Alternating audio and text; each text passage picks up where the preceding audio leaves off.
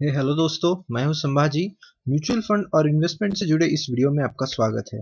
तो दोस्तों, जब हम कभी भी म्यूचुअल फंड के बारे में बात करते हैं तो हमारे सामने कई सारे सवाल आते हैं, जैसे कि म्यूचुअल फंड क्या है, वो काम कैसे करते हैं, मुझे म्यूचुअल फंड में कितना पैसा डालना चाहिए, म्यूचुअल फंड कितना रिस्की है। ऐसे ढेर सारे सवाल हमारे सामने आते हैं। तो इन सारे सवालों का जवाब देने के लिए हम लोग एक एग्जाम्पल देखते हैं। यहाँ पे तीन दोस्त हैं।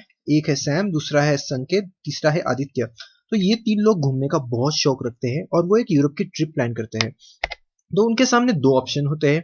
या या तो वो सारी ट्रिप की जिम्मेदारी खुद ले, यानी कि खुद सारी ट्रिप खुद प्लान करे और उसे एग्जीक्यूट करे। दूसरा तरीका ये है कि वो किसी ऐसी एजेंसी के ट्रैवल एजेंसी के पास जाए जो कि इस काम में माहिर हो और वो एक्सपर्ट हो।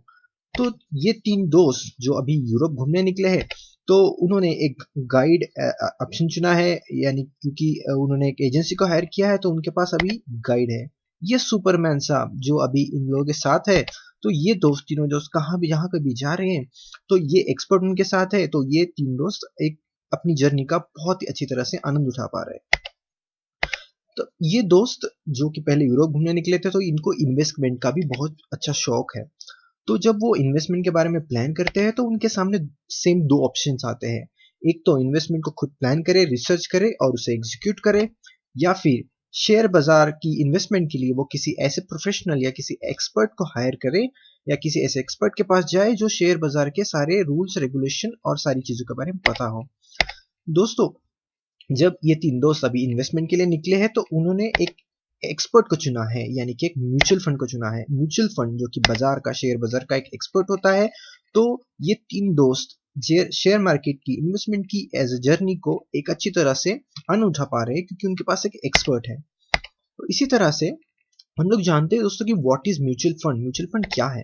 म्यूचुअल फंड एक ऑथराइज बॉडी होती है, एक एजेंसी होती है जिनके पास अथॉरिटी होती है कि वो इन्वेस्टर का पैसा उनके पास कलेक्ट कर सके।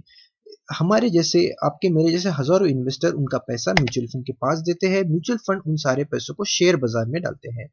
और इन सारी चीजों पे ध्यान रखने के लिए, इन सारी चीजों को मॉनिटर करने के लिए एक गवर्नमेंट की ऑथराइज बॉडी होती है जिसका नाम होता है सेबी। इसका फुल फॉर्म होता है security exchange board of India. तो दोस्तों, म्यूचुअल फंड काम कैसे करते हैं? जैसे कि म्यूचुअल फंड निवेशकों से पैसा इकट्ठा करके उन सारे पैसे को डिफरेंट स्टॉक्स में लगाते हैं, यानी कि डिफरेंट शेयर्स में लगाते हैं। और ये सारे पैसों को वो आपके पोर्टफोलियो को डाइवर्सिफाई करते हैं, यानी कि वो आपका पैसा अलग अलग स्टॉक्स में लगाते हैं, अलग अलग सेक्टर्स में लगाते हैं, ताकि आपको नुकसान कम हो और फायदा ज्यादा हो।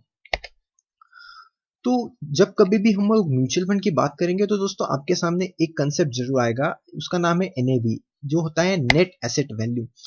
म्यूचुअल फंड जो आपका पैसा अलग अलग स्टॉक्स में लगाता है, तो उसका जो एसेट्स का जो इंडेक्स होता है उसे एनएवी कहा जाता है। यानी कि आपके स्टॉक्स यदि ऊपर जाते हैं तो आपका जो इंडेक्स है, जिसे कि हम लोग एनएवी कहते हैं, वो ऊपर जाता है। या यदि आपके स्टॉक शेयर मार्केट की गिरावट की वजह से नीचे जाते हैं तो आपका एनएवी नीचे जाता है। तो दोस्तों, एनएवी ही आपका एक इंडेक्स होता है जिस प्राइस पे आप म्यूचुअल फंड को खरीद या बेच सकते हैं।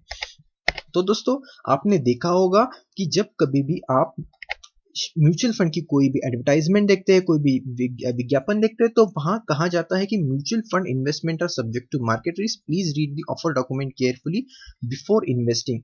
यानी कि म्यूचुअल फंड आपका पैसा इनडायरेक्टली शेयर बाजार में लगाता है, तो आपके रिस्क या रिवॉर्ड की संभावना मार्केट के ऊपर या नीचे जाने पर होती है, इसलिए वो ऐसा कहा जाता है। तो दोस्तों, मैं आशा करता हूं आपको ये मेरा वीडियो पसंद आया होगा। यदि आपको पसंद आया तो प्लीज प्लीज प्लीज मेरे इस वीडियो को सब्सक्राइब कीजिए। आपको मैं इन्वेस्टमेंट के लिए ढेर सारी शुभकामनाएं देता हूं और आपका दिन शुभ रहे। Thank you.